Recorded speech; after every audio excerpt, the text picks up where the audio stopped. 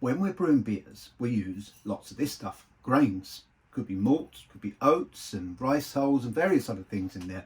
But what do we do? Once we've boiled this up and we've got our wort, which will make our beer, what do we do with what's left over, what we call spent grain? Well, the world needs to be much more sustainable, so throwing it in the bin seems wrong. So here's one idea. Beer.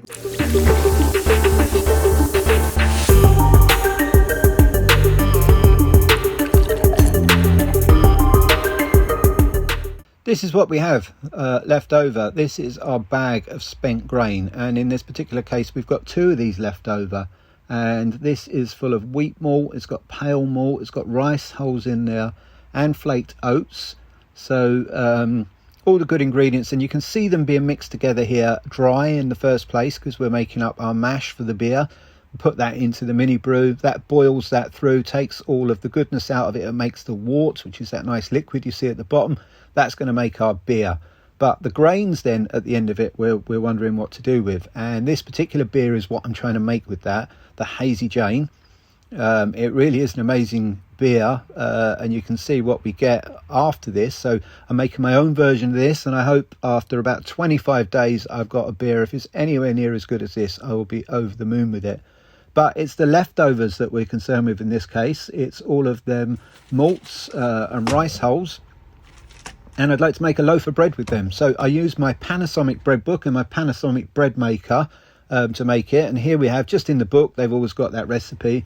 I want to use these ingredients. So I've got my Dove's Farm heritage flour, we've got our white caster sugar, we've got spent grain, our butter, our salt, and our Borwick's dried yeast. And the only other thing that we're going to need in there for this is the measuring scales, the kitchen scales, and a measuring jug, of course. Set the jug on the scales and we'll set that to 0 tare so we can measure the ingredients in. And this is the Dove's Farm flour. Now this is heritage flour already, so it's got wheat flour, it's got ema, it's got einkorn, and lots of seed mix in there as well. There's poppy seeds, teff, linseed, and sunflower. So it really is, it makes an amazing loaf of bread without the spent grain going in there. It'll be interesting to see what happens this time. And we've got our butter as well, and you can use the little lines on the side of the packet to hopefully cut up straight away and get to 25 grams. But no, I'm a bit out. But to be honest, once you get the ingredients there or thereabouts, you don't need to worry too much. Here is the sugar going in. That's 1.5 teaspoons that we need of sugar in there for that, and salt as well. And again, you don't have to get this perfectly with one of them 1/4 spoon measurers. About 1.25 spoons of sugar, of salt in there is perfect for that.